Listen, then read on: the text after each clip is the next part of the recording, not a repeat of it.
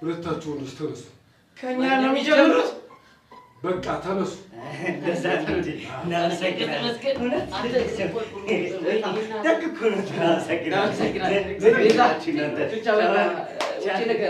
የት ነው የምትሄዱት? ተነስ።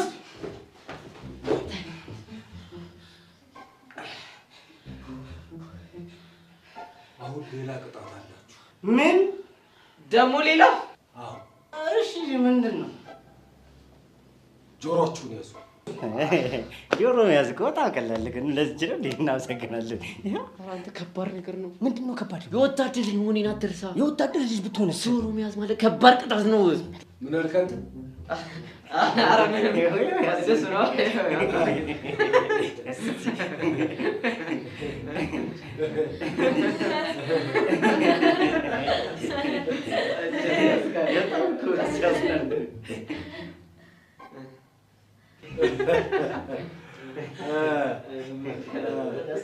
ከባድ ቅጣት ነው አይደል? እንደሱ አይደለም። አላልኩም እንደሽ ማለት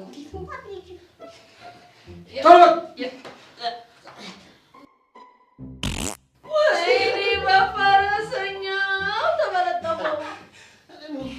አውቄ አይደለም። አንተ ዘረጡ አስቤበት አይደለም። በተቆምስ ያዝ በደንብ።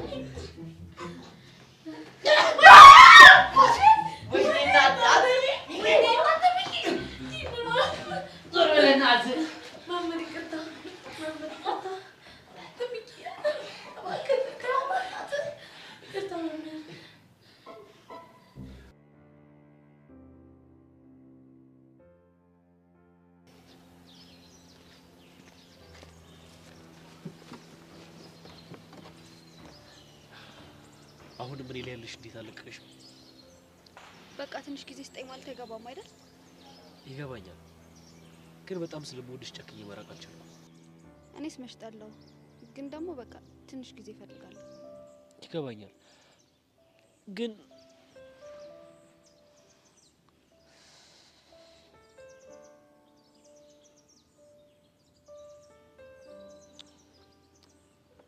እሺ እንደ ድሮ እንሆን አልልክም፣ ግን ደግሞ በቃ በሱስም ቢሆን ማውራት እንችላለን። ኦ አምላኬ፣ በጣም አመሰግናለሁ ሰብሊ። እኔ የምፈልገው ይሄንን ነው።